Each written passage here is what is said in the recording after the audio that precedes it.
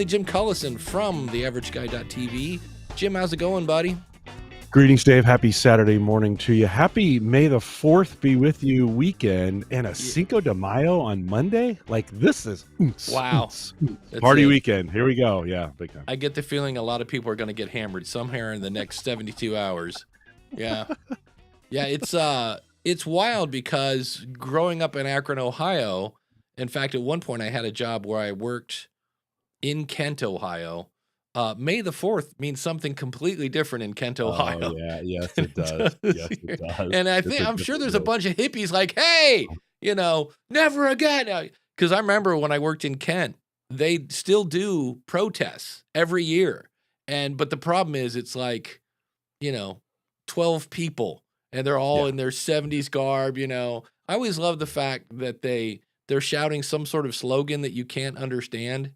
You know what I mean? It's just, it's what do you call those things with the handle? Bullhorn. A bullhorn, and it's just, yeah, we don't do work. No way, man. Everybody repeat after me. Like, okay, this is great. But yeah, I remember the guy had a big giant paper mache George Bush head on. So it was great fun. But, because when you do that, if you're shouting at an event, you might hurt your voice. And the way you can fix that, of course, is through a really nice coffee pour there, as Jim does that. And that coffee pour is brought to you by our good friend Mark over at podcastbranding.co. Because, they're going to see you before they hear you. And I've used Mark multiple times to make artwork for me. And if you need a whole website, he'll do that too. In fact, if you need a PDF, he'll do that. If you need, an email, anything that's going to be public facing, podcastbranding.co is the place you want to go. Mark is like no other graphic artist you're going to work with because, number one, he's going to sit down with you, probably go listen to your podcast. He's going to sit down with you and just, you tell him about your show. Let him do the marketing part. So many people go, oh, tell me what you want it to look like. No, that's Mark's job. He wants to know what your show's about, the vibe, all that stuff to make sure that everything is in alignment from your website to your artwork to your show. Everybody gets the same vibe. And he's also a podcaster, which is beautiful. He's an award-winning graphic artist, but he's also a podcaster. So you don't have to go, oh, it's kind of like a radio show. So when you're ready, go over to podcastbranding.co. Tell him Dave and Jim sent you.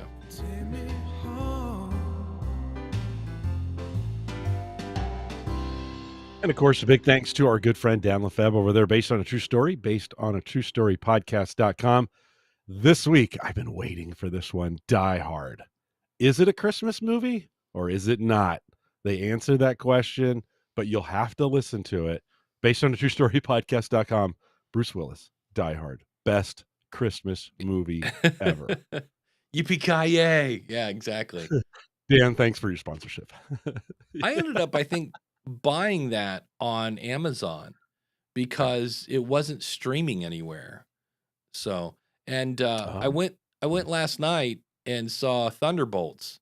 And here's the interesting thing. And I'm going to pull this into podcasting. When you tune into a podcast, you're expecting something. And that movie, because I went in, I'm like, hey, this is a superhero movie. I know exactly how it's going to end already before I even go. And it was a superhero movie. And there was a big bad, villain. And oh my gosh, can they beat the villain? I'm not sure. You'd have to go to see. I'm not going to spoil it for you. But if you've seen a superhero movie, you probably know how it's going to end. And yes. It was cute, shall we say. I do have one quick thing. We actually got somebody sent us a text message and asked a question. My buddy York over at Welcome to Earth Stories sent us a quick question. And because we were talking a couple weeks ago about, and I don't know where I put York's thing, but anyway, Welcome to Earth Stories. And we were talking about the $sign in Pocket Casts. And he was like, hey, I put that in there. I'm not seeing it. And what you have to do in that case, and this is the problem, podcasters and people like us that are avid podcast listeners, we never close that app. Like whatever app you're using, it's always running in the background, gathering more stuff. So you have to close the app and you might maybe get prompted to upgrade. But once you restart that app, you'll see the little dollar sign. And so I had a question based on that. I see Ralph has a question here.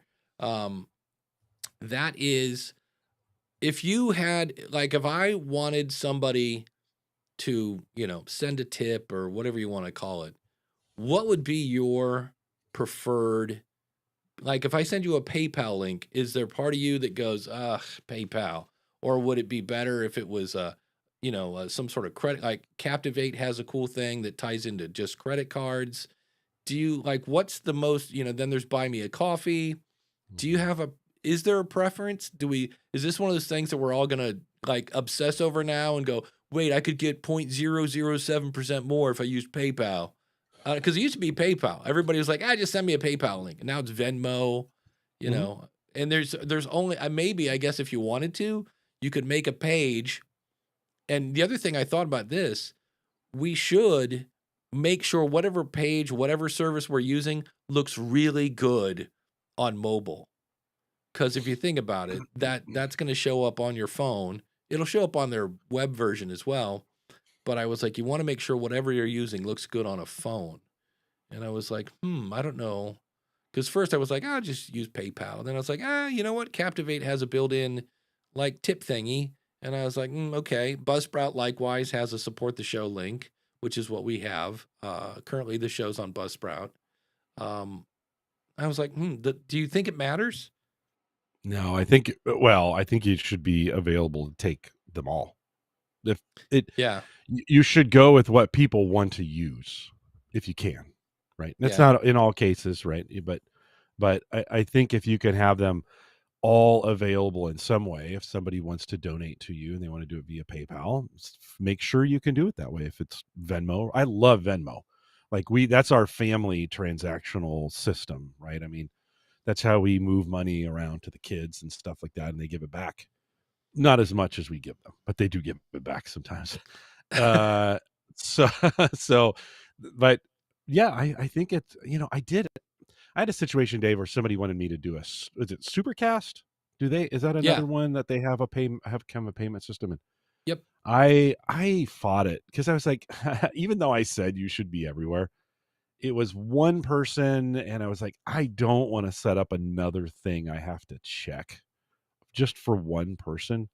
I probably made him mad, and when I said that, but I don't know. I don't know. What do you think? For one or two people, I guess it depends. Well, here's the thing, because we're on Patreon, and then I moved to Supercast because it's a much easier experience for the listener. And so right now, the last person that signed up is on Supercast, and the rest of everybody else is on Patreon. So I have to upload the file twice. Now, it's not a big deal because I'm in Patreon, and I've got it open. I open up a new tab. I go to Supercast. I go new episode. And while it's uploading, I go grab the show notes and paste it in there. So it's literally a minute, maybe two extra to make an episode in the second place. But it is another step. It's one of those things because I didn't want to go through the fun of like, hey, everybody, we're moving. I was like, nah, just leave them in Patreon. I'll just do this extra thing. And Randy says, do they take a less commission? I think they do, ever so slightly. It depends, of course, because it's a podcast question. I think, if I remember right, Patreon is 12% or 8%, and Supercast is real close to 8%. Now, with Patreon, the more they take, the more they do. So you can sell merch, which, in my opinion, is not really something that works 99% of the time. So I'm not really that crazy about merch sales. But I think it works based on your genre, to be honest. There are some genres of folks. I think merch is one of those things though that gets super hot for a while, and then everybody that's going to buy something buys something, and then you got to be changing that merch out pretty regularly, right? Or if your merch is consumable, like I know a guy, one of the YouTubers that I watch sells this fire starter stuff. You can put it in your campfire and start the fire with it. Well, that's consumable. And so he's known for that stuff. And Mike Morgan is his name. And he he sells a lot of it, and so it's that's a fine line between merch there, like show merch and actual goods, right? The the fire starter that he sells, while the label on the front is branded for the show, that's going to get consumed in some way, and folks love it. He gets a lot of folks to purchase it. So if you're going to do merch, I think you got to have, if you're going to do the traditional shirts and hoodies and whatever, I think you got to be constantly turning those around, doing different things, giving new options type deal. So, Yeah. yeah, merch can be Here tough. here is, I think, there we go. This is Congressional Dish, and Jen operates on support. If you don't give her money, she goes away. And so she's got Patreon, she's got a credit card, she's got checks if you want to do that. Venmo, Cash App, Zelle, Pop Money, and then you can give her crypto if you want. Also, Ray, I just put a link in the show notes, or in the show notes in the chat, for Ray was asking about. I think I can do this. I hope. I'm hoping I'm not going to show everybody my accounting, but he was asking. I need a easy way to make invoices, and yes, yay. Wave apps, not waves, waveapps.com. Been using it for years if you want to send out quick invoice. You can also do that in PayPal. That's another one too. Um, but yeah, so it might be something that you test, because I was leaning with Jody Krengle. By the way, Jody, just so you know, I had 3 people this week tell me how great your show is. So that's always good to hear.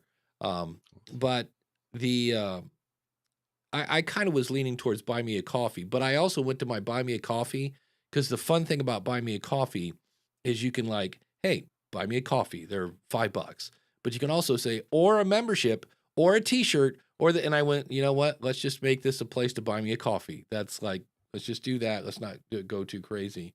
Um, yeah. So keep that in Cou- mind. Yeah. Couple comments that Zelle and Venmo are could be U.S. only. I don't know the Good things on there. point. That's one that is one thing to check. Would be a nice area, in this podcasting 2.0 space. When we think about crypto, that would be a good solution that could break down or help break down those currency barriers, right? Mm.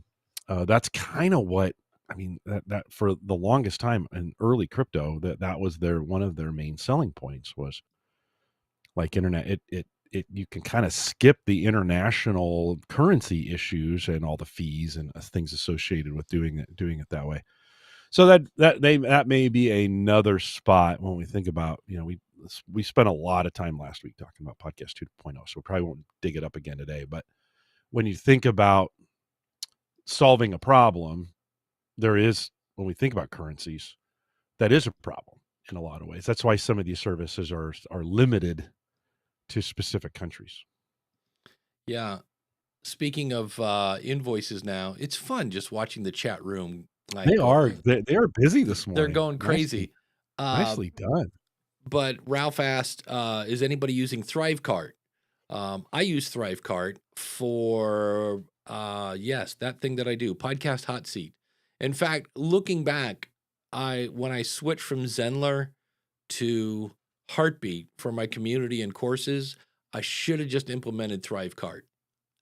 Just because it has a built-in affiliate program, it has better landing pages, and I forget what I paid for it. I think back in the day I did some sort of lifetime deal on it, and it does everything that I want it to do. So let's hop in on some questions here. They're piling up. Um, oh geez, Louise, did we get? Okay, we'll go last first, and then we'll pop these around. Because I just answered one for Ralph, and I'm going to answer one from Yeah. Todd. A question: Yeah. How do you all handle the live meetups? Is there a protocol, or should I plan something to keep the convo going? A, promote it, and B, listen to whatever Jim says. Nicely done. Okay, this is a little counterintuitive. I think some people think like, hey, if we just gather people together, we'll do an evening happy hour, just chit chat. Okay, yeah, you could do that, but that's not what people are looking for. They're actually like listeners, they're actually looking for content. And so if you're going to do a meetup, you got to deliver something to get them to come there versus going somewhere else. It's still an entertainment type discussion, so to speak, as people are thinking about, do I go do I go home and watch TV or watch whatever you watch these days? It's not even TV anymore, but do I go home and be entertained, or Right. do I go out? And in some cases, I mean, post pandemic, a lot of folks aren't going out.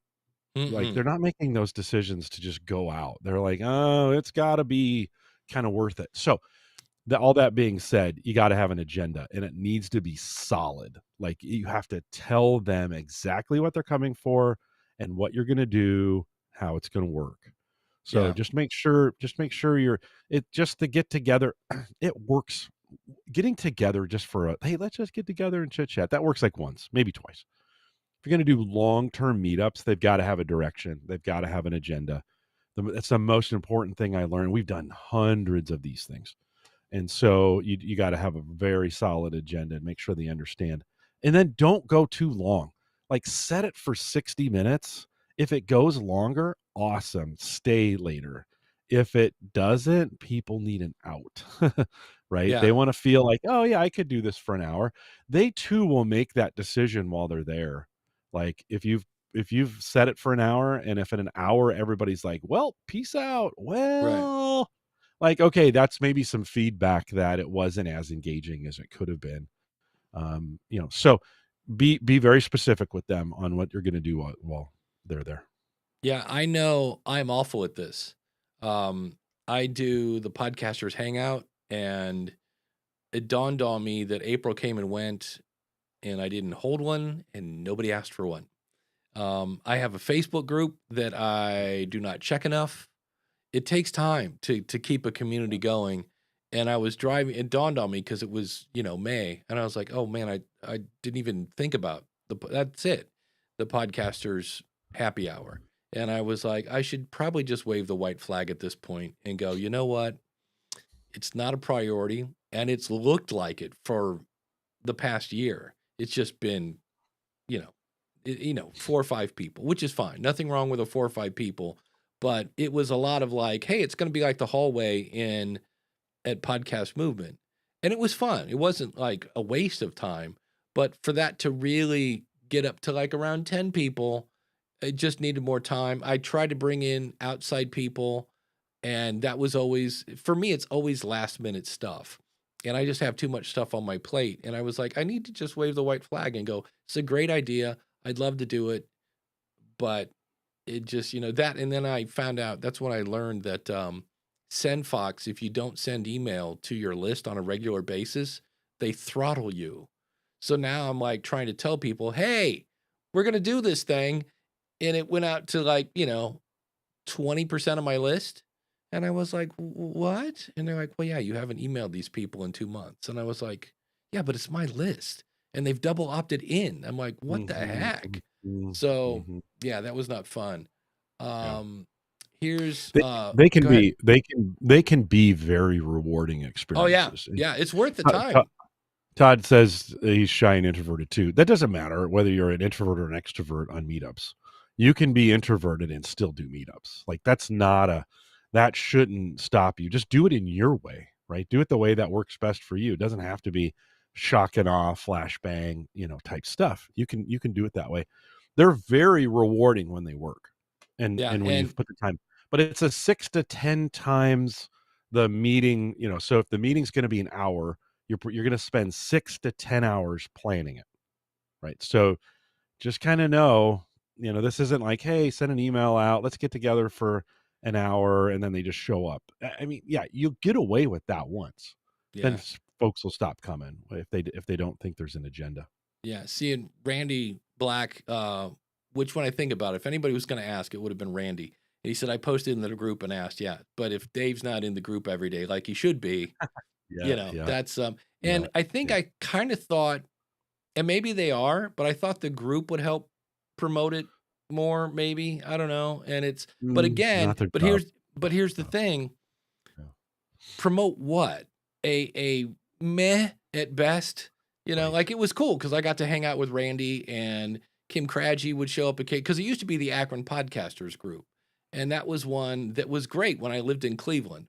And it was just, it's just one of those things where it requires work. And I was not doing the work, and it showed. So that's the problem. Yeah. Stephanie says, just shut the Facebook down. If people are mad, well, yeah, I could do that. But it's always like, well, I might come back to it. Well, that's not Yeah. really a good, um, yeah. She says, Jody says, I have a social media marketing manager. If she didn't keep me going, it would be a lot to handle. Yeah. Yeah. It's, Yeah. because I'm always kind of looking for it, but my problem is I'm always working on it the Sunday before the Monday. Like that's the problem. So if I hit any Right. technical hurdles or anything like that, and then I remember once I just also learned never do anything on that Monday night. Because twice I'll be like, oh, I'll run out, I'll do this, I'll be back in time for podcaster happy hour. And then I remember once I had to stop and get gas in my tire and somehow got stuck. There was a couple times when I hit things, and I was like, you know what? I should have never left the house. Yep. So that was kind of dumb looking back. So checking the chat room. Daniel says, just shut the Facebook down. Sounds like a great insult in a way. Yeah, exactly. Or a Led Zeppelin lyric, one of the two.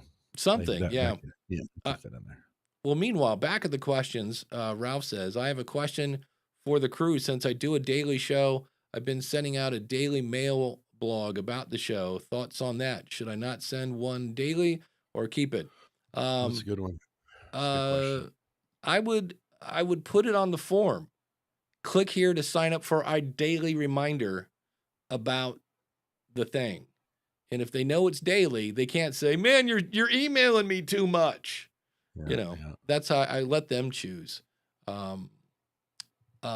Depending on who you're using, there was one mail program that you could say, it would go back and like combine the week and do that. I know in Podpage, you can have it, if you're on the elite plan, you can have it generate an email that will do a summary of like the last month, which wouldn't work if you're a daily show because that would be 30 summaries.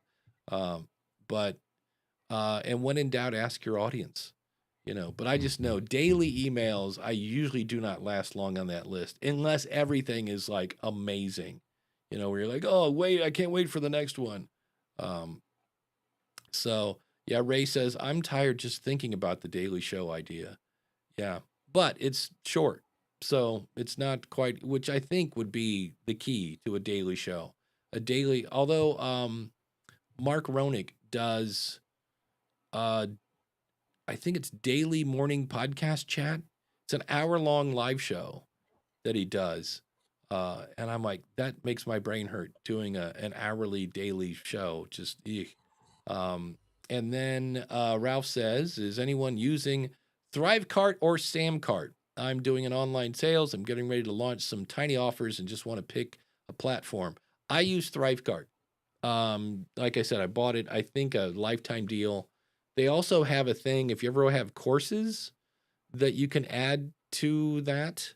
But if you want to see it in action, if you go to Podcast Hot Seat /store, that's a Thrivecart landing page.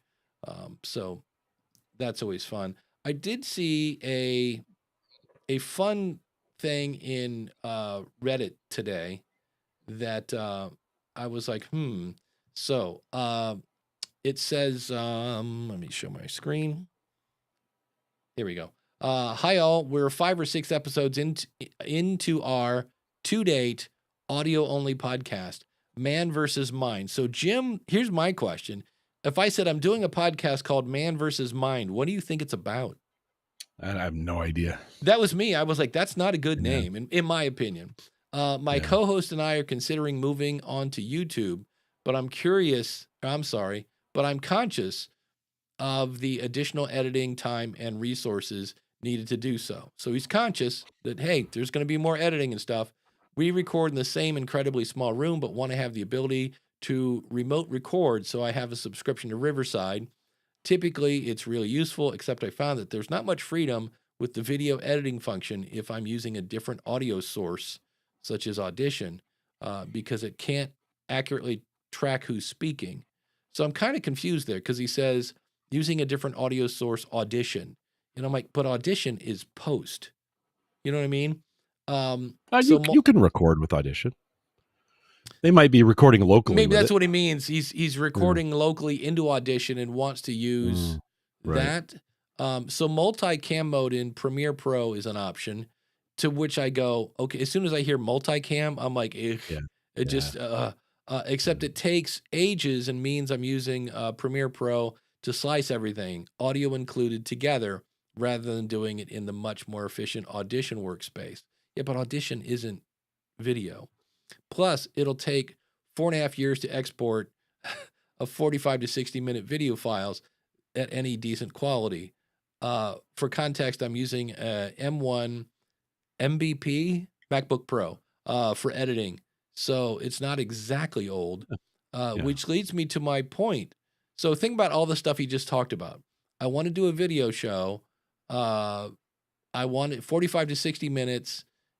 And then he asked this, which leads me to my point. What software workflow has the community found to give an ideal audio and video solution that doesn't add a tooth-clenching amount of extra work?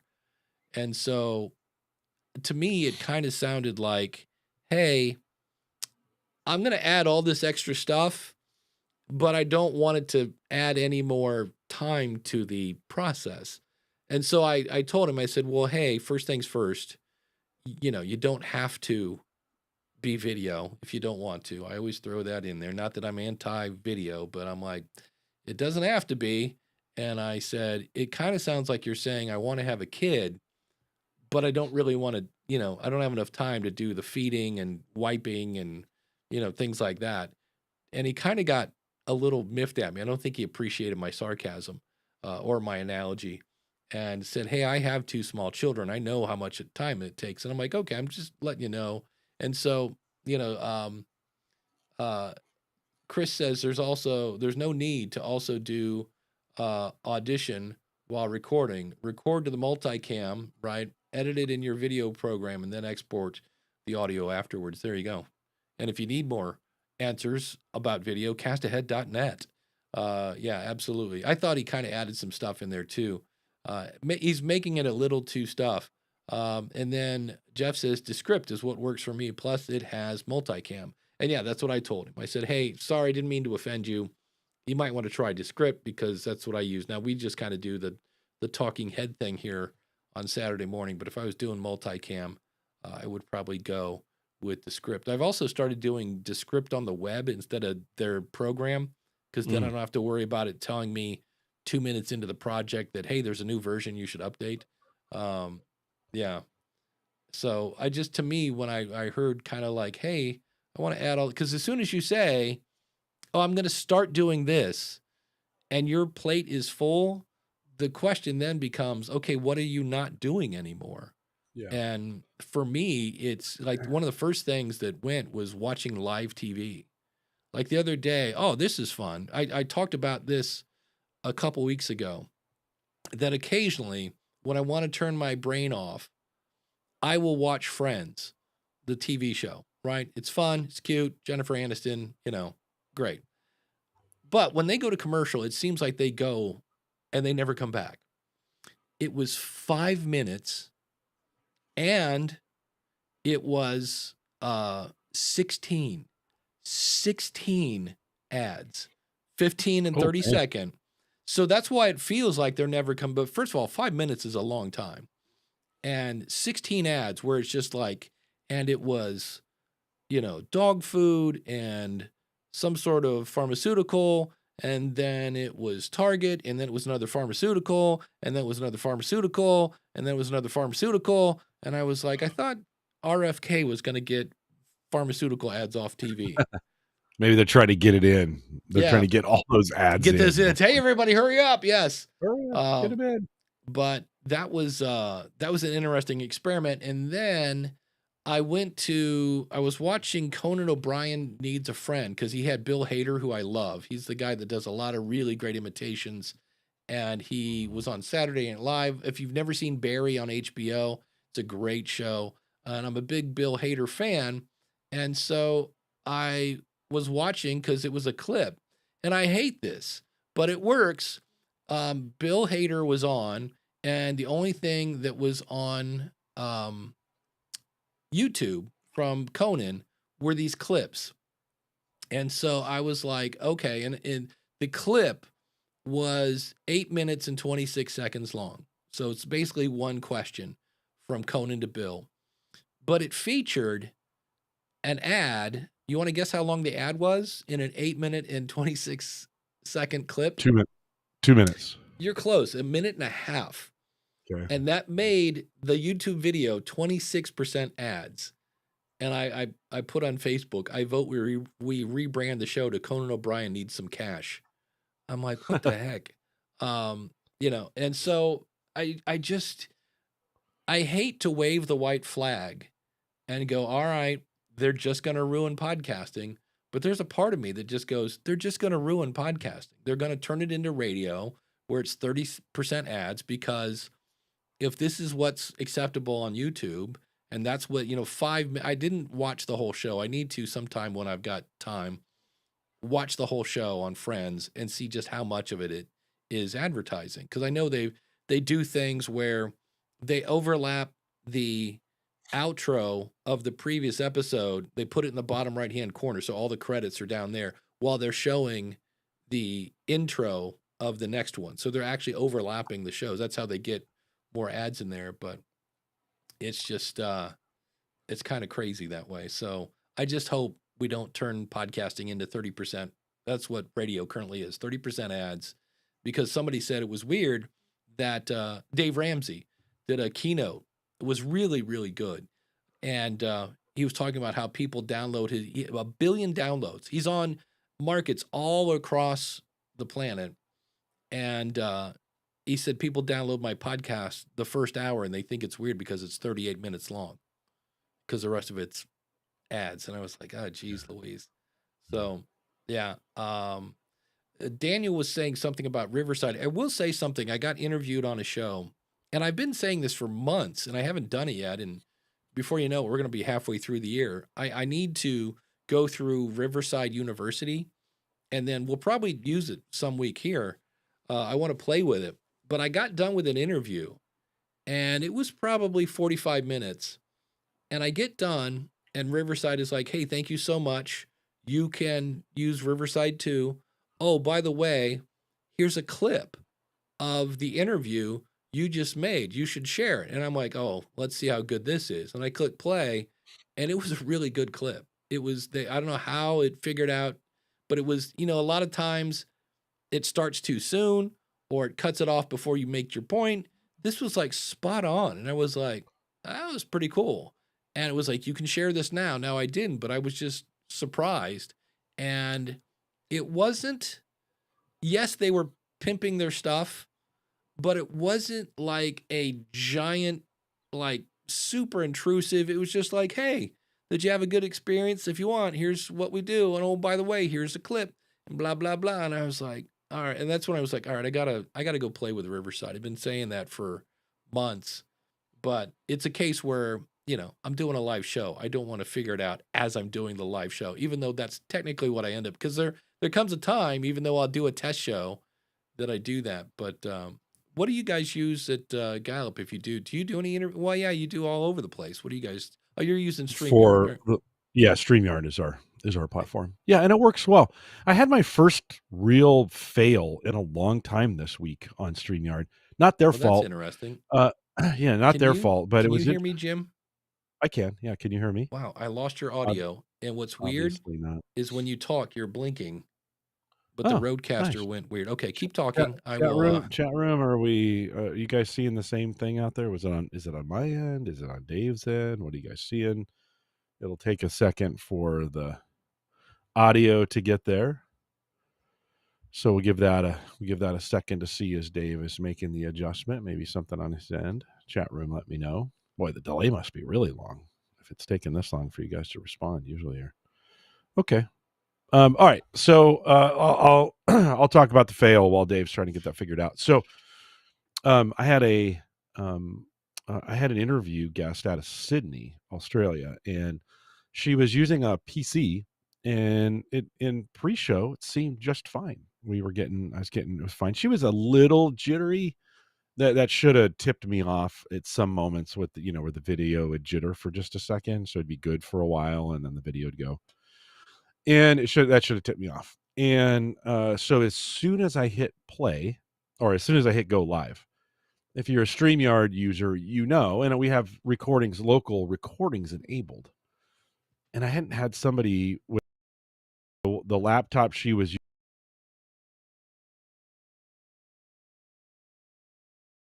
that it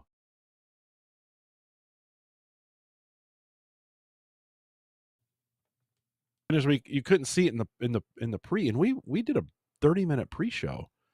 That's just what I do, just to make sure all those things are working well. But I am back, yeah, by the way. Oh, okay. Can you hear me okay? I can hear you. What it was, I had to Yeah. jiggle the cord in the back of the Rodecaster. It's always the cord that you got to jiggle. It's always And the I jiggle was the like, cord. all of a sudden you just went boop, and I'm looking up and Oh. I'm seeing your stuff making noise. So yeah, I didn't do Well, a thing. That was the fun thing. I wasn't like I touched something. I was just sitting here, and all of a sudden you just went poof, and you were gone. I could see your lights were blinking, and I'm like, good. I can't wait to hear what Jim said later when I edit this. But I'm like, I couldn't hear a yeah. thing. Very Well, weird. and the video's out of sync a little bit too. We'll have to see how that goes. Let me finish that. Yeah. Let me finish that story. So, as soon as we clicked go live, her video just went to crap. I mean, it just absolutely started locking up, freezing up, and her audio was problems. We tried resetting the connection, and I had her we stopped, had her leave and come back, and I didn't even think it was it was the automatic upload that StreamYard is doing behind the scenes that was causing the problem. And so it wasn't until post we quit. Well, actually, we got 30 minutes into the show and we quit. And so I'm reading the chat, sorry. And then so we just bailed on the thing. Wasn't until after the show that I was like, oh yeah, because typically the uploads on StreamYard are pretty quick. By the time you're done, most people 90 to 95% of the video is there. It just takes an extra 5 or 6 minutes for the rest of it to load, whatever. Her video was only 50% uploaded. I'm like, oh yeah, the equipment was not ready for it. So I told her next time, she was using her son's laptop. I don't know why that was like, that should have been a clue as well. But that was a fail that I hadn't thought about in a long time. And I need to add it to my checklist of, yeah, it probably needs to be a pretty modern piece of equipment for us anyways, if you're going to be both recording on it and uploading at the same time. I don't know if you can get away with something old, because people own laptops that are 8, 9, 10 years old, whatever. They just keep using them. They just keep working, whatever, in some cases. And you're like, yeah, it'll do a spreadsheet. And you're like, yeah, it probably won't stream, So that's a new check for me. And I don't know how I'm going to do that. I always say, are you on a PC or a Mac? And if they say PC, I probably should ask the question, do you know how old it is? Do you know Yeah. what can you, because you can't know that until you actually start, until you click live with StreamYard.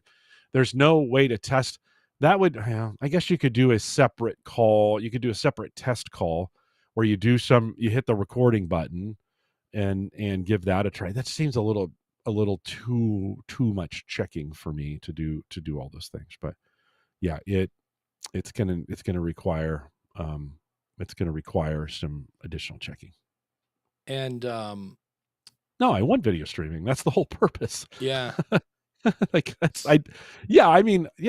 the whole purpose is to do this thing on video. So, Well, the fun thing is, I don't know how long he's been sitting there, but Randy Black was in as I'm back here struggling and everything like that. People are telling us our audio is still cutting in and out, but we will bring Mr. Black to the stage. Of course we will. As soon as if I do, that's what I need this. Oh, this is Yeah, yeah, it's time for more coffee, Jim. And I will drag Randy over here and add. Nope. Mm-hmm. It's almost like it's a live show where we ask guests to come in, Dave. It is. You think I'd be good to go. Oh, here we go. Add. I'm like, I know it's here. Add to camera. Add camera. Yeah, there we go. Into guest 2. Nope. If I click here, assign a placeholder. Yes, he is guest number 2, and double click to pick a camera source. Okay. I'm asked to start video or not. Randy, I think we should hear you now if you talk. Maybe? Can you hear me? I can hear you. Here we go. Beautiful. Okay. Let me try that. So There he is. Oh, there I am. You were answering, talking about the question you answered for somebody about remote recording. Yeah. An awesome tool that I discovered, and is affordable. It's a little more affordable than Riverside and some of the others, is Ennuicastr. ENNUICASTR. Or you can also get there by just going to ecaster.com. Okay, I was going to say, because what was Ingve? What was the name of the? It's Ennui. It's French. Ennui. Oh, Ennui. Yeah. But the guy wrote everything together. He's put it out there. It's really affordable. There are monthly subscriptions if you want to pay for a month. Have unlimited recording. It's $10 a month for high quality. So that's gonna be like 128K audio recording. It records in Opus, easily to format that or convert that over to MP3. You can also do lossless. Lossless recording will get you up to $15 a month. And you can record video included with that. He includes it for no extra charge. If you just record remotely every once in a while, the standard quality is $1 an hour. The lossless is $2 an hour. So it's pretty affordable. And you said I've used it several times. Got some. You said it was eCaster what? eCaster. ECASTR. TR because the E was too expensive. Got it. Exactly, like Blueberry. Yeah. So it's pretty good, and it's all completely open source. You can actually go to GitHub and clone his repositories and post it online or run it yourself. If you know how to get the back end going. He doesn't give a lot of info on that, but it's really solid. It also will do it's all multi-track always, so you're always on separate tracks. When you download, you have the option to have echo cancellation on. You have the option for noise reduction. You have the option for audio, for the normalization of the audio as well, and it will download multiple files for you in that. So like I did a recording 2 weeks ago on a Saturday with an artist for the music show, and when I downloaded the folder from him, the zip file, I had multiple files that had all the different formats with the echo cancellation, the noise reduction, the normalization, all that in there. It's like 3 gigs in size, so and that was all WAV, so it's all lossless audio. Nice. The thing I'm laughing at is the guy who wrote this. Yes, we're Weasel. I'm like, yeah. Oh, and his FAQ is hilarious. Like his FAQ, when he talks about what's going to stop me from going to your repositories and posting this myself and setting up a competing service, and he goes, nothing. But that's kind of a dick move. Yeah. So he's really fun. And like I said, it's affordable. The minimum charge, just because of the fees and stuff, if you went through PayPal and everything, is $2. But if you record something, it's not long enough to meet that $2 minimum. Whatever extra is there, you get credited on. So you have extra funds sitting there waiting to be used. Interesting.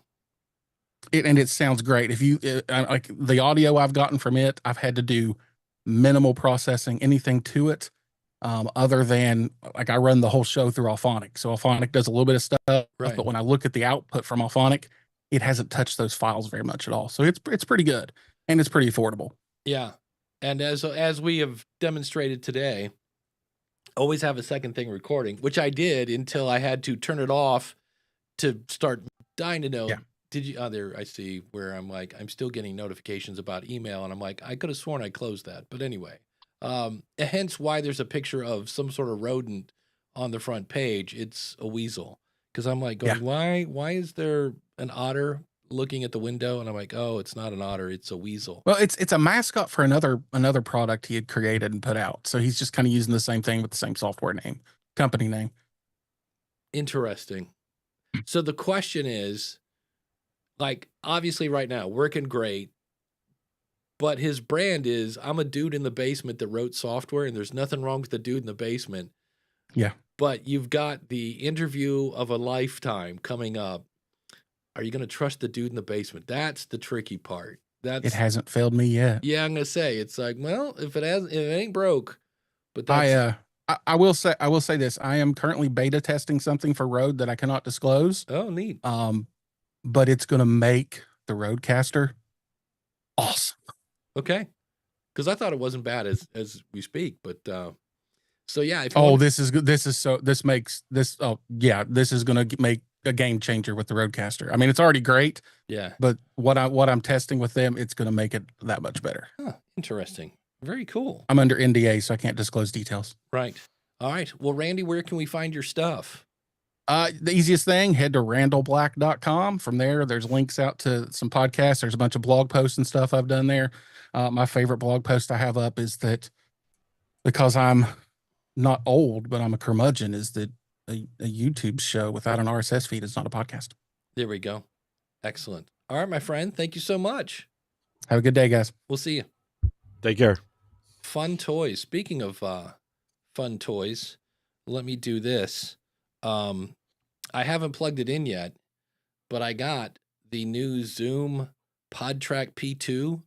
And to give you an idea, like, this is my iPhone 16, right? And so it's, the size of a phone. This thing is like about, it's really, really tiny.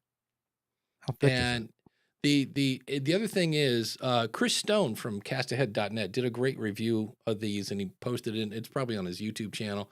But man, this, like, I know the P4 is plasticky. They're both like, they scream, don't drop me.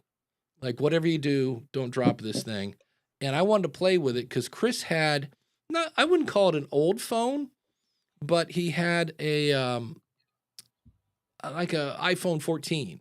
And the phone part where you plug it in here and then it's easy just to do he was kind of like, no, I don't think so. And so I wanted to play with that, but I was just, when I opened up the box, I was like, wait, where's the rest of it? But that's kind of the whole point is, I think is, the idea is I plug a USB in mic here and I plug a USB mic in here. And then if I want to, I can plug in the phone, and it's got some built-in compressed, but it was $99. And I was like, you know what? I'll test it for $99 and then I'll give it away or something like that. Sell it to somebody for $20. Well, you bought it, right? You didn't. I bought it. Yeah. No, I bought it. You can sell that if you bought it. You can Yeah. sell it. You don't have to give it away. I mean, you could. It'd make a nice Right. giveaway. Yeah. So get some. If you like this video, we'll. Yeah. No, I'm just But kidding. yeah, I got the box, and I was like, wait, that's it? Like, wait, where's the rest of it? And I was like, well, that's, again, if the idea is I want to do recordings on the road and it's small, throw some batteries in this thing and you're good to go. And What's the audio out on that, Dave? The audio out on this is it's kind of weird. You have two headphone outs, so, which is hard to tell because it's black here. But you've only got one knob. So if you happen to be, if I'm one of the people, I'm going to crank that up because I'm half deaf. And then you're going to be like, it's too loud. I'm like, if it's too loud, you're too old, man. And so it's not independent volume knobs for that. But does it have they're saying out in chat that we're whatever you jiggle. I need to jiggle the cord again. All right. Maybe jiggle it again. Let's see if we can get some. I got one more comment on that thing before you can cut all this part out. It's no, and of course I'm not recording this. Well, here, let's record this now. Yeah. But I did jiggle the cord. Yeah, you're fine to me. Now I wonder that, like, so that's weird. You're fine to me. Weird. Wow. Let's see. Are we still cutting in and out from friends? Both of you guys? Yeah, which is weird. So it's gotta be audio is fine on my end. Okay. Does it have a headphone amplifier in it? I mean, do you have a monitor, and can you monitor it? And is it because my biggest complaint about USB audio straight is the whatever they do on the mic, like the ATR 2100, right? Yeah. The most friendly mic for everything. I'm using one right here. USB sound back terrible. It's awful. It's muted. It's it's not great. And I would never use USB audio because I want full audio sound coming back into my ears. And you always have to run that through a headphone amplifier if you're gonna do it that way. So if that's built in, awesome. Then if I could use a USB mic and get an amplified sound back of the full fidelity of what I'm listening to in the mics, because that's the worst thing is if you're getting sub quality audio back in your ears, you have no idea what you're sounding like to anybody else. So I think it's got to be, you have to be hearing, this is my one complaint about, it's not really a complaint. The one drawback, like if you get your mic set to the wrong device and no one tells you, I'm hearing me without it going to you yet, right? I hear you pre me going to you. But if I can't hear if the mic is set wrong on the computer, right? And so that's my one. I hate that. I did that just the other day where I was on a call and I'm like, couldn't you hear my audio was terrible? Because I was on the camera mic.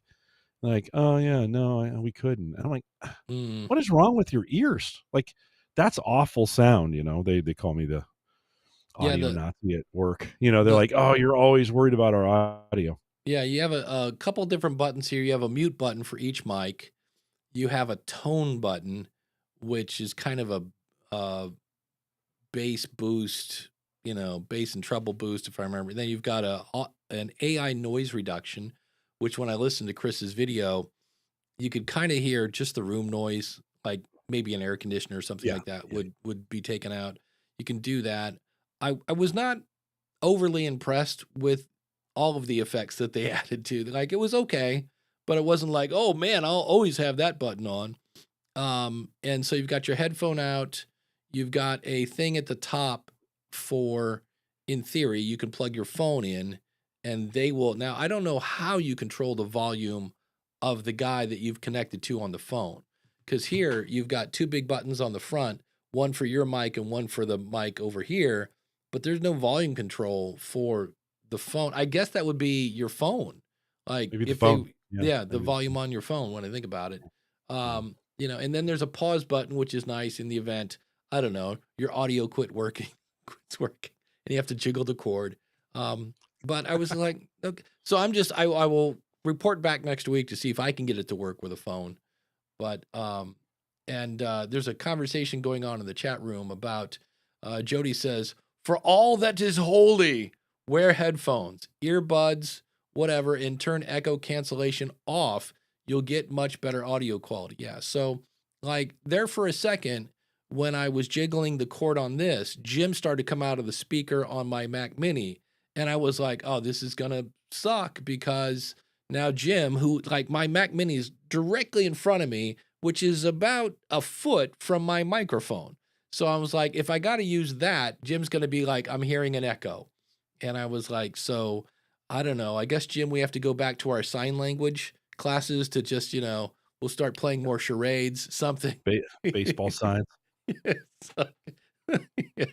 And so, yeah, that's the echo cancellation. What it's doing is it's listening for Jim's voice coming out of my Mac Mini, so it will then erase it. But the problem with most cancellation tools is as it's erasing, the person who was, came to an interview with no headphones, it's going to erase part of something that it's not. It's going to kind of dumb it down. It'll be, it could be as simple as this. Like, hey, this is with it, without, sounds great. And then all of a sudden it just kind of tapers off a little. It's going to affect the sound, and you want the sound unaffected. That's where I think it was Randy might have been saying something about how you keep stuff turned off, get the raw audio, and then you fix it later. Maybe when we're talking about Riverside.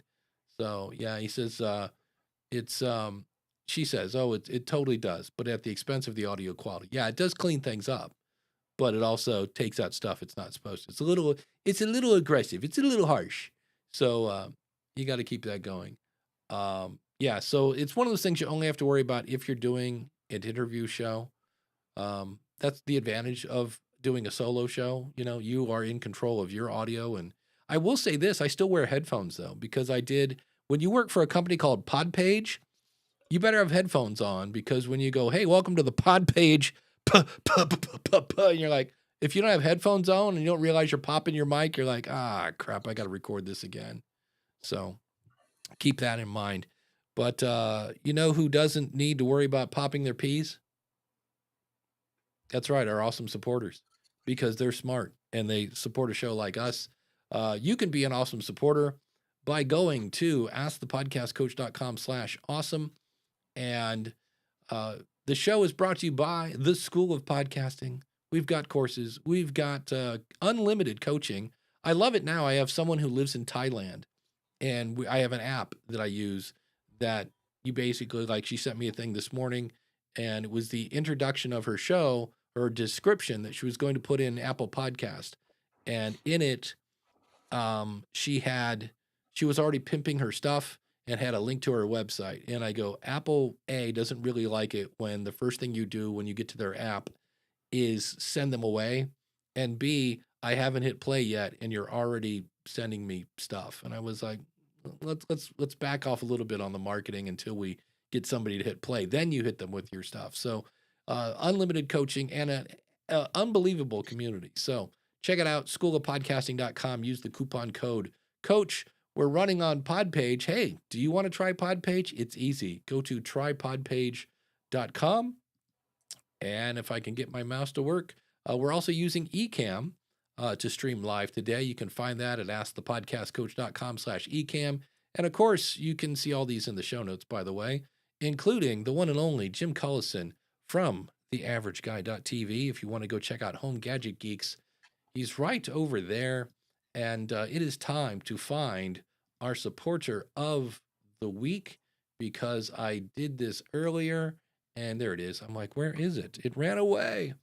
Who will it be? Will it be Chris from castahead.net? Will it be Glenn the Geek from Horse Radio Network? Or there she is, the one and only Jody Krangle from the Audio Branding Show. Well, I'm going to click spin and we will find out. The answer is, it might just be, it is the one and only Jody Krangle, the Audio Boom. Branding Show. Boom. See, she's like Beetlejuice. You say her name enough, she will come up on the wheel. That's it. Yes, the hidden gem of marketing, the Audio Branding Show. Jody, thank you so much for being an awesome supporter. We deeply appreciate that.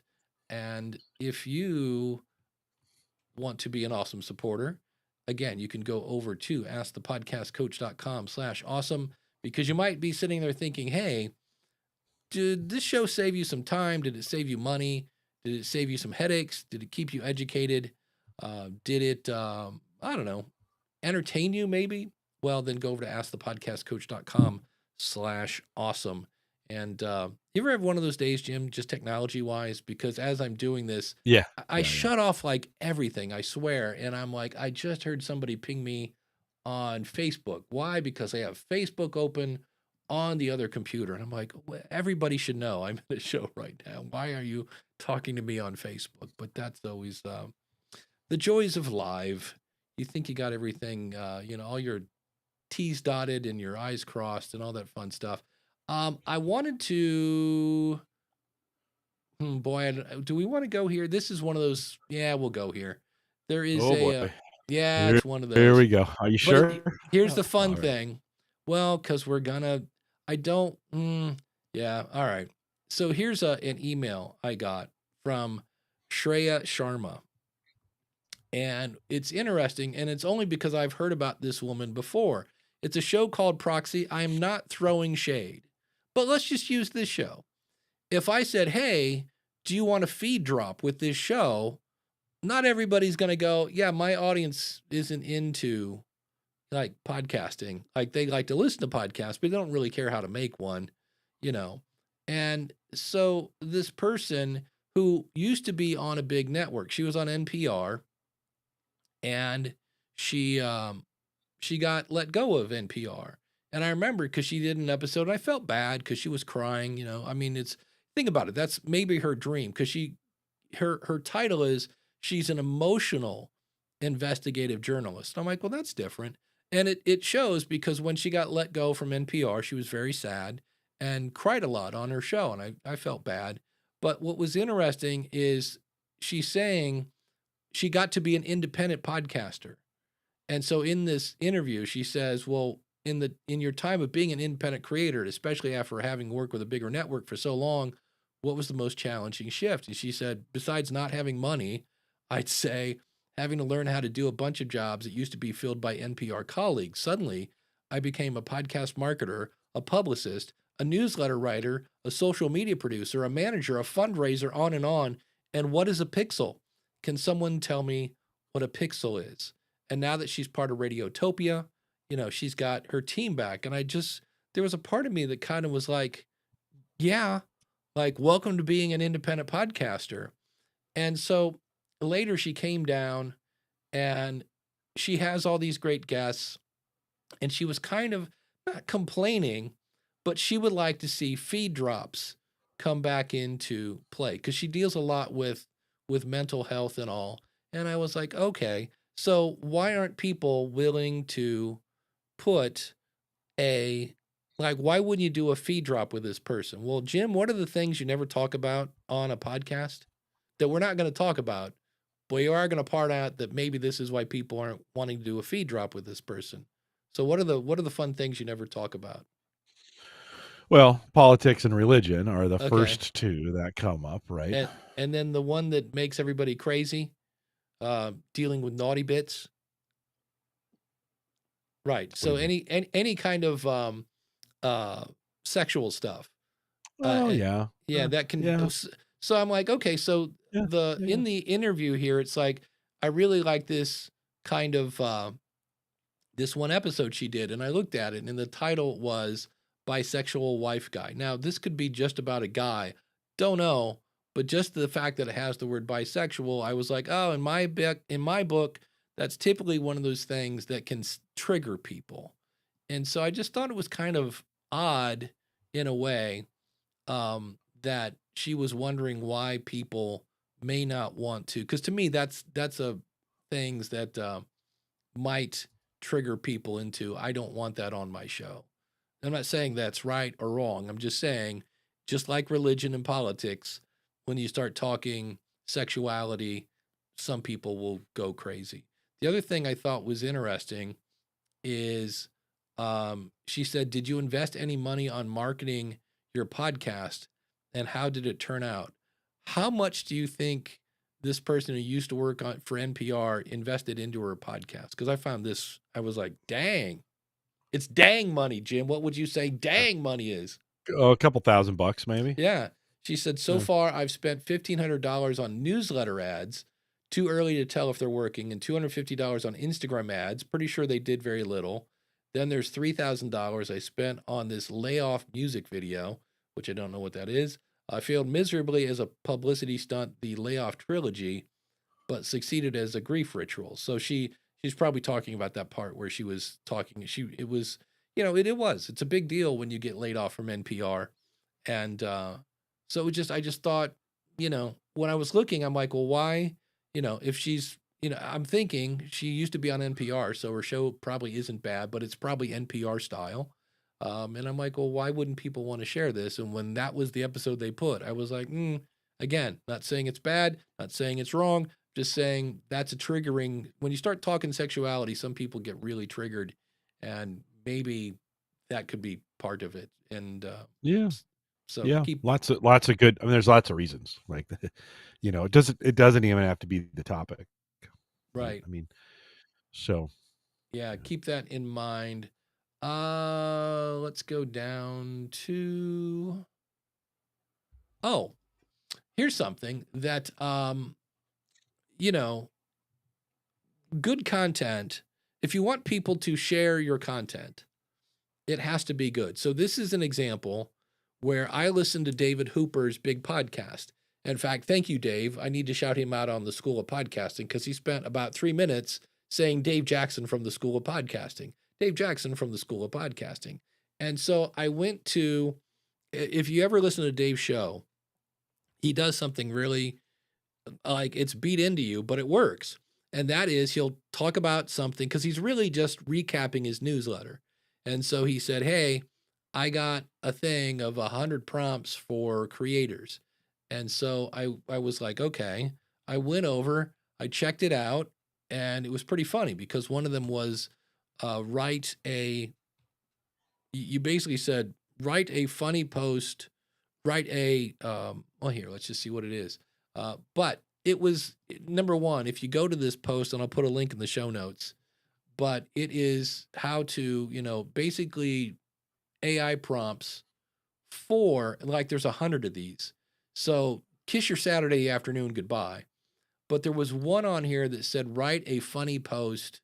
Like you could say, write a type of post. So I put funny threads post, and it about podcasting. So it's write a blank post, write a blank, what type of post? So I put funny post for threads, and was about podcasting, and was surprised that what it spit out was not side-splitting funny, but entertaining nonetheless. And so I'm trying to find my own tweet. Here it was. Starting a podcast is 10% recording and 90% yelling, why is my mic not working? Which is kind of like today's show today, now you think about it. Other stages of podcasting include 1% actually editing, 2% convincing guests your show exists, 7% pretending to understand RSS feeds, 80% overthinking your intro music, and 100% checking downloads every 5 minutes like it's the stock market. Podcasting, it's like therapy, but with worst audio quality. That's ChatGPT's idea of funny. And so I thought it was interesting that, well, never mind, I'm doing a Dave. But I thought it was funny that that we're trying to get ChatGPT to be funny. And so it's from Descript is the post. But my point is, David Hooper from bigpodcast.com talked about something, and he does this all the time, newsletter.bigpodcast.com. And then he'll do another story. He goes, it's all available, newsletter.bigpodcast.com. And then he'll do another story. Okay. And again, you can find it, newsletter.bigpodcast.com. And then he started, thankfully, saying this was, I think, issue 228. And so it's interesting things, but so he told me about it. I trust Dave. He said it was interesting. I looked at it. It was interesting. So number one, Dave gets a check mark in the, okay, this guy's credible. And then number two, once I started playing with this and did a couple things, I was like, I think my audience might like this. And so I shared it now with you guys, and I shared it in the School of Podcasting. So if you want people to share your show, then, you have to have things that are interesting. Something that, in this case, Descript put a lot of, a lot of work into these, I'm assuming, or they just went to ChatGPT and said, give me 100 prompts. You never know. But just to me, I was like, oh, look, this is word of mouth in action, basically, because I thought it was interesting. Danny Brown says, I'd say SEO is adapting, and podcast apps findability is a little different from search optimization. It makes titles and show notes more relevant to the episode topic. And don't try to be cute and smart with your title or copy. Yeah, AI is definitely interesting. That was the one thing they said. There was something at the very beginning that said, have AI and whatever it was writing. I'm like, again, anytime the prompt or somebody tells you start with, have AI write this, the last step has to be, and then you read it, because I don't know that I would put anything out that AI wrote. So I read it, and I was like, okay, that was cute. I don't know if it was side-splitting funny, but it was, not horrendous. I don't know. Jim, you look like you're playing with things over there. No, I'm just reading them. Yeah, doing research. Yeah. Yeah. So I just thought it was interesting that I was like, well, there's something that I shared. Why did I share this? Well, because it was who said it was interesting. So it just kind of reverse engineering, getting people to share your stuff. It has to be whatever. I think it was, it might have been Paul McCartney that said, if you want your content to be remarkable, you have to have things that people remark about it. You know what I mean? It's like, it's kind of, it's you have to make it different and make it stand out. And you need a little luck sometimes. Yeah, and a little luck. That is very true. Yeah. Daniel, it's always weird when I look at the chat room and you jump into the middle of a conversation, because Daniel's saying you can find my phone number in the phone book. I'm like, okay. I don't have a home. Yeah. Stephanie asks a good question. Okay. Go up. I've been doing a little bit of work behind the scenes on that one. So she says, Jim says SEO is going away or diminished. Maybe not completely going away, but diminished. So what's your current process for creating searchable episode titles? Also, is our tools to evaluate whether your episode titles are effective. And the generative AI tools are coming. I'm sure that's not the space I work in all the time. So I'm sure there's some things coming. You can kind of do search today, or you can do some things using like ChatGPT to help you with your titles, right? So you can go out to ask to ChatGPT or whatever you want to use and ask it some questions like, what are the best podcasts about? And then you put your topic in, right? Or is there a podcast episode that explains then what you're talking about on your show, right? And see what it brings back. Like, this is one of those where, like, we couldn't see with SEO the results behind the scenes that Google was favoring, which, by the way, they just got nailed as a monopoly. So we'll have to figure out where that goes. Although maybe too late. All that stuff that they got blamed for may go away here in the next couple of years, and it may not matter. But so you can use AI to check your titles that way. You want to make sure you've got like plain language clarity in your title. Does it make sense? This is one of those areas where for SEO in the early days, folks just did keyword stuffing, right? They just jam as many keywords in there. Google eventually figured that out and kind of wrote that equation out, and now that doesn't work anymore. But does the title say what the episode is actually about? Like, this is one of those things. This may be a change in titles we're going to get used to. We were kind of used to do the keywords. If I'm talking about a product, like last week, we talked about this new EV electric vehicle called Slate.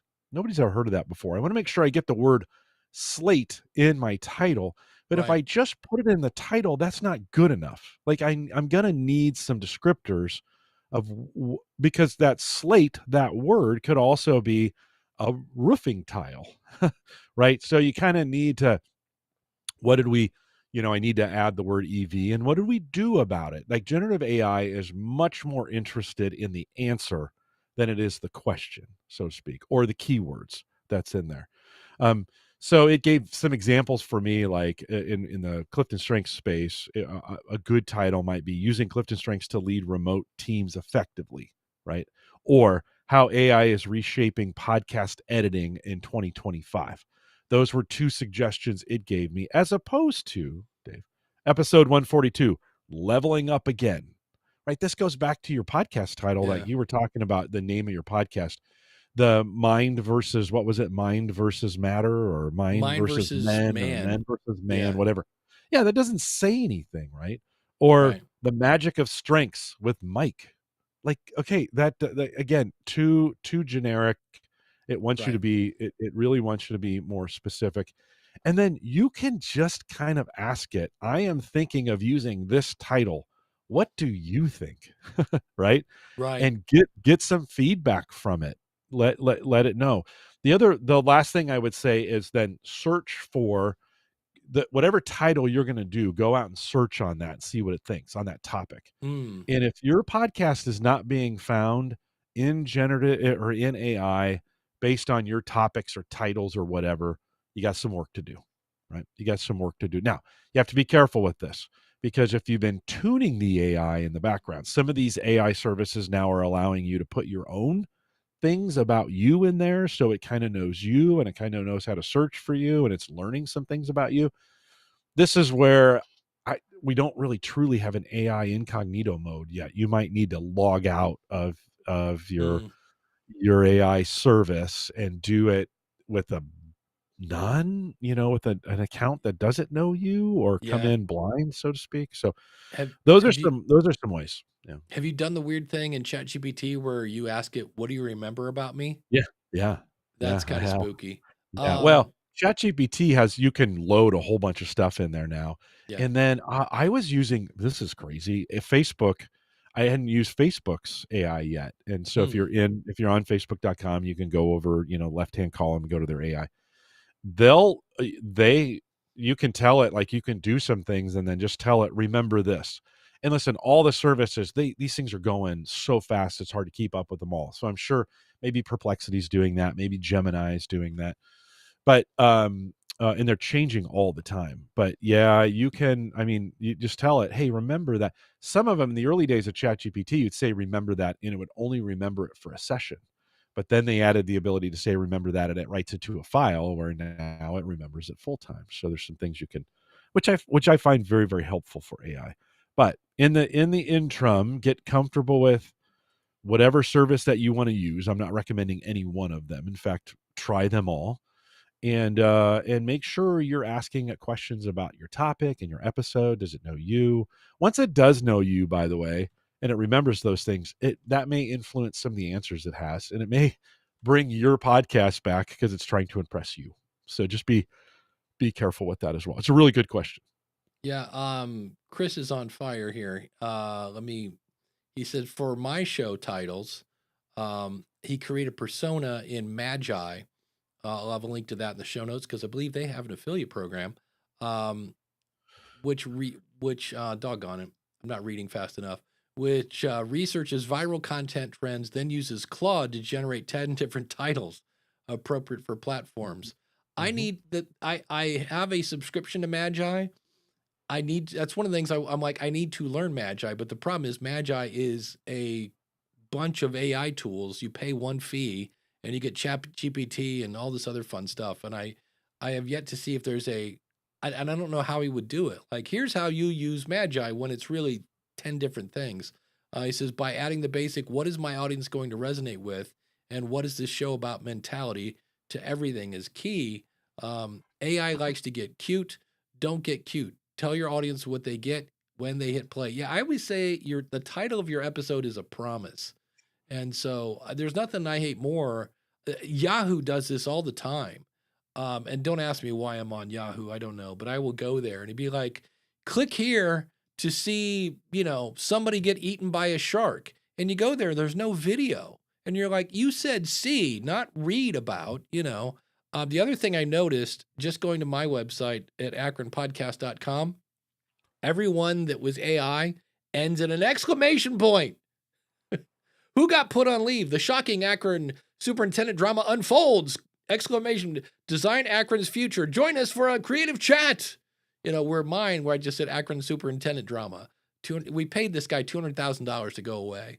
That's when you are really quite the pain in the butt. When we will pay you to leave, that's always kind of good. So, yeah, I need to learn Magi. It looks very cool. It's just, again, when you say I'm going to add something, you then have to kind of go, oh yeah, what am I not going to do? Jody says, I use ChatGPT. Tell me do some beginning research about potential guests before our pre-chat, so I know what to ask. That's a good use. Again, I like it for brainstorming. And then Kevin Schmidlin, because it's just fun to say Schmidlin, was saying how what he does is he'll have ChatGPT write something. He will then go in and rewrite the beginning and then rewrite the end and keep the stuff in the middle, obviously reading it to make sure it's not accidentally asking to massage your grandmother or something that you're like, wait, no, I didn't say that. But that's what he does. And I was like, that's really interesting as a musician, as a lead guitar player. If you nail the opening lick of a solo, so if you're playing Comfortably Numb and you do that, right, you get that link. And then at the end where he goes, you do that in the middle. Comfortably Numb may not be a great example because that's all you could almost sing that thing. But if you're doing Crazy Train, right, but at the beginning and at the end you do the, nobody's going to pay attention to the middle. And I thought that's an interesting strategy for AI. He's like, yeah, write the beginning, write the ending, and then make sure the middle doesn't say something that is horribly wrong and get you in trouble. It's like that's different. I just took a podcast that I released an hour or two ago. I always do that, Saturday mornings before the show is my Get Home Gadget Geeks done, and I try to get it out before we start. That's one of my goals. It's kind of keeps me on track. But I went to ChatGPT and I said I just made a podcast and I put the link in, and I said, and I titled it. The title of it's Ed Sullivan. Ed was on my podcast last week with a look at the slate and EV insights, charging, accessories, and innovation. And I said, what would have been a better title for it? And it came back. This is interesting. This is maybe why I should do more of this. It says, thanks for sharing your episode. Your current title, what I just told you, is informative for an existing audience, but not highly optimized for generative search or broader discoverability. Here's why. The main topic, slate, isn't immediately clear to those outside your audience. Slate could mean tablet, a brand, or a lineup of products. 2, EV insights is strong but vague. Insights about what? Charging trends, product reviews, future technology. It's kind of being brutal here. Right. 3, it buries the keyword that generative AI would latch on to EV charging, accessories, and EV innovations. 4, it leads with the guest's name instead of the subject matter. In generative search, users rarely search by guest name unless they're well known. And then 5, the episode number, because I put the episode number at the very end, should not be in the title unless you're using it as a unique reference, which can go in the subtitle or metadata instead. I disagree with that, but that's just my own titling from that standpoint. So it gave me some suggestions, right? EV charging innovation, must have accessories, and the Slate EV overview with Ed Sullivan. A nice mix up or change there. Option 2, what's new with EV charging and accessories? Ed Sullivan breaks down the Slate EV ecosystem. Again, a good title for that. These changes. I probably should go back and now update that title a little bit now that I've got some recommendations from the system that I'm wanting it to use, right? It's giving me some pretty good advice here on, hey, you might want to think about these things. So there's a good example, I think, back to Stephanie's question about what should I use? Well, you can use generative, or you can use AI to ask it those questions and give you some hints and some clues. And it made some pretty good recommendations back to me. And those are things I'd said earlier. So what was your starting prompt with that? The starting prompt was, I just made a podcast at, and then I put the link in to where I posted it at, right? So it could see it. And then I said, and I titled it and I gave it the title. Right. And then I said, what would have been a better title for it? Right? I mean, pretty simple. What would have been a better title for it? And then you can go in there and start dialoguing with it. Now, changing titles. Like, yeah, I've put that thing everywhere. Do I, man. like that's a whole nother, there's a whole nother Ask the Podcast Coach segment on changing titles once it's been published, right? But I could have asked that question. I wouldn't have had the link yet, but I could have asked that question earlier before. And maybe I will. Maybe I'll just save this prompt and each week I'll say, hey, I'm thinking of, here's the transcript file. Because I've got, here's the transcript file. Here's what I'm thinking about. I do use Otter, and I ask Otter, give me 5 titles. And this title that I'm currently using was from Otter. All right. And so at some point you can start doing this where AI is changing AI, right? It's like, oh no, I'm Perplexity. I don't like that. And then ChatGPT says, well, it could be this. One of the things about AI is it won't tell you that it's right. I mean, that it's every time you put a prompt in, it's going to try and come up with a better prompt instead of just saying, you know what, that's a really good title. Like, so I could probably take one of those titles, put it back in and say, is this a good title? And it probably would have a critique of that as well. So you got to be careful. You can run around the horn all day long. Yeah. You got to be careful about that as well. Daniel says what's especially cool with Magi is being able to switch large language models. So you could start with Perplexity Deep Research and then switch to Claude Yeah. 3.7. Yeah. LM Studio too. You can do that as well. You can switch, Yeah. and that you can host that locally. So you're not even going, you're doing that behind the scenes. Those searches are not going out to the AIs themselves. Yeah. I'm not sure where this came from. They're talking about the big hoo-ha years when Apple threatened to remove episodes that had numbers in them. I remember that. Yeah. I still never understand. Well, you know me. This is one I'm opinionated on. I'm like, don't put episode numbers in your title because nobody cares. And people are always like, yeah, but it's easier to find it. So if I say, hey, go back and listen to episode 27 of Ask the Podcast Coach, if it's in the title, it'll show up. And I'm like, or if you say in today's episode, go listen to episode 27, put a link to episode 27. Why are you making your audience go find it? Just you go get the link and put it in your show notes. So yeah, here's my pushback on that, Dave. Yeah. Let's argue because Yeah, that's as good. that's It's just it. good content. Let's argue.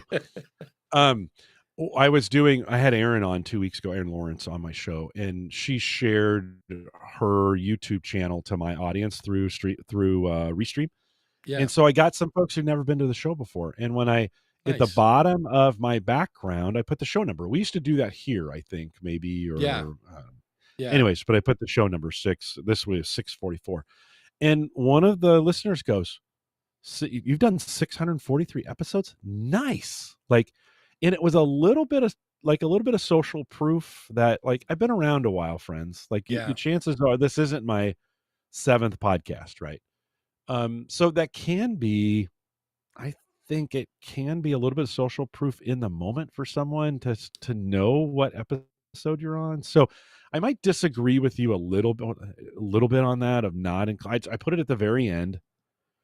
I don't know. Those are just my thoughts. There you go. Danny Brown says, if we get sucked into worrying about generative AI title preferences, we can lose what makes our show resonate with our listeners. sure. Yeah. For sure. Jody had a great point.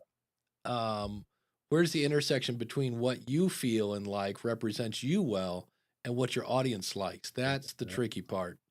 It really is. And that just comes from, as much as I say, don't go look at your stats. There are times when it's good to go look at your stats and see what's working and what's not. Daniel says, my opinion on episode numbers might be changing. I think it's best to let them stay inside the podcast app. So stay tuned. I know he keeps threatening that the Audacity to Podcast is heading back. So we shall see. And I know we're due for recording another episode of The Future of Podcasting. Maybe that'll be it. The Future of Episode Numbers. By the way, Daniel, the generative AI would prefer that title be having the audacity to podcast. That's right. Because it wants those actionable item words in there. So you might want to, maybe as you come back, rethink that having the audacity. Because I remember a whole episode he did of why it wasn't Audacity the tool to podcast, which a lot of people thought, but it was right. So there you go. Having the audacity to podcast. And put an exclamation point at the end of that. For sure. Exactly. Maybe 2 or 3. Yeah. And an emoji microphone at the beginning and a rocket ship. We definitely got to have that. Definitely a rocket ship. Jim, what's coming up on Home Gadget Geeks? I mentioned it earlier. Ed Sullivan joins me. He bought a new EV, a new Cadillac Lyric EV. And this was the episode where he talked about all the accessories that he had to buy to make it work for him. So if you're into, this is a truly car gadget geek show, and you want to see what he's doing, thinking about replacing his vehicle, we talk about it for an hour. And Ed Sullivan is just a delightful guy on my show. So you have to listen to it. Available now, homegadgetgeeks.com. That's right. Awesome supporter, Ed Sullivan from Sonic Cupcake. Here you go. For sure. Very good. If today's show sounded weird, it dawned on me that I can't use the sound from Ecamm because Ecamm couldn't hear Jim for the middle of the show. So I will be waiting for it and getting it from YouTube today. So that'll be great fun. On the School of Podcasting, I've got an interesting episode. It's just going to be a bunch of shade. It's just Dave, here's what it is. I saw a tool, and tool is the right word there, that I'm not making this up. It said, you can make a podcast without you. And you'll make $890,000 a year.